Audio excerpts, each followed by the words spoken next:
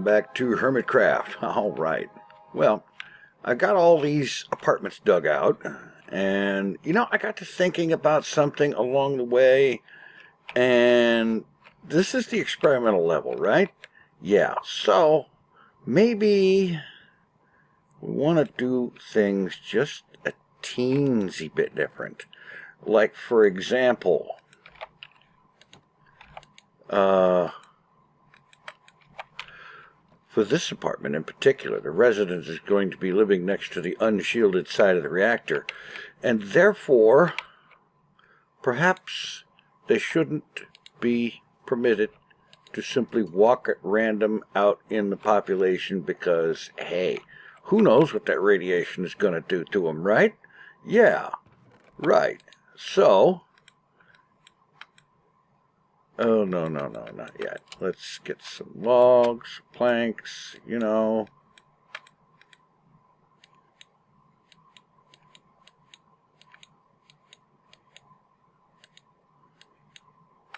some beds. And of course, they have to be Vault-Tec blue. Yeah. All right. So that resident is going to live in here. And something else occurred to me as well.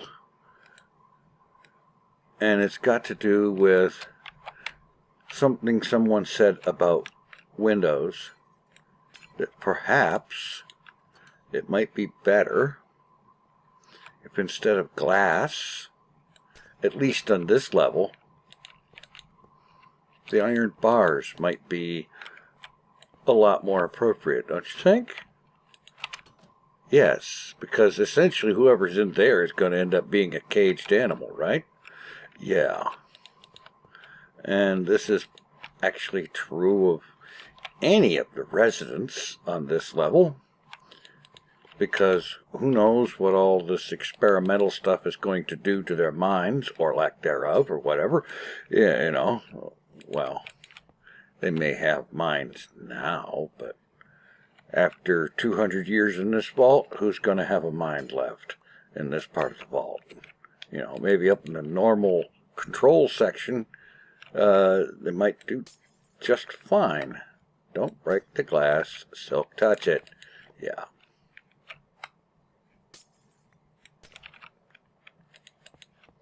So, yeah, I think the idea with the iron bars is a good one.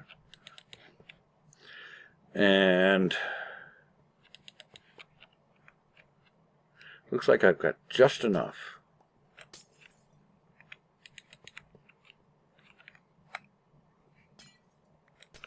Yeah.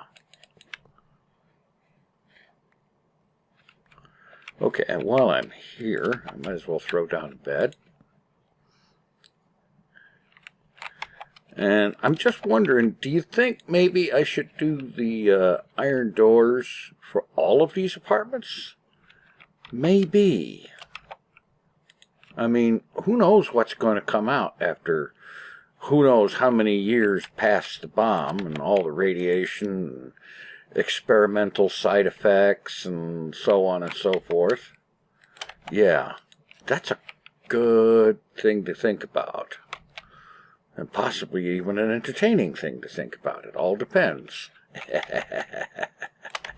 Yeah. All right. And yes, I have that one in there.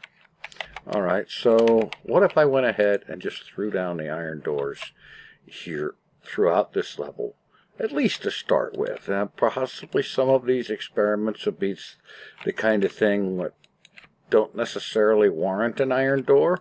Perhaps, on the other hand, an iron door on each would be a good idea, just simply because even if somebody doesn't need an iron door to keep them imprisoned, that maybe it might be an idea to do that, just simply to test the effects of being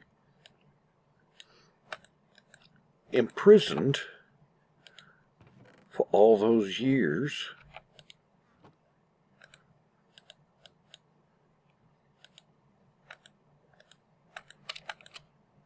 In a vault where you're kind of stuck only being able to get out of your quarters when somebody else decides it's okay. You know, whatever guard or security system is operating the door controls, right? Yeah. Right. Okay. Let's see. As for deciding who lives where, I think it's got to be a multi-stage process.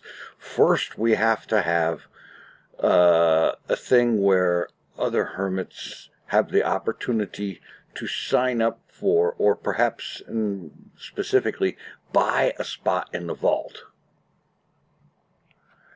And yeah.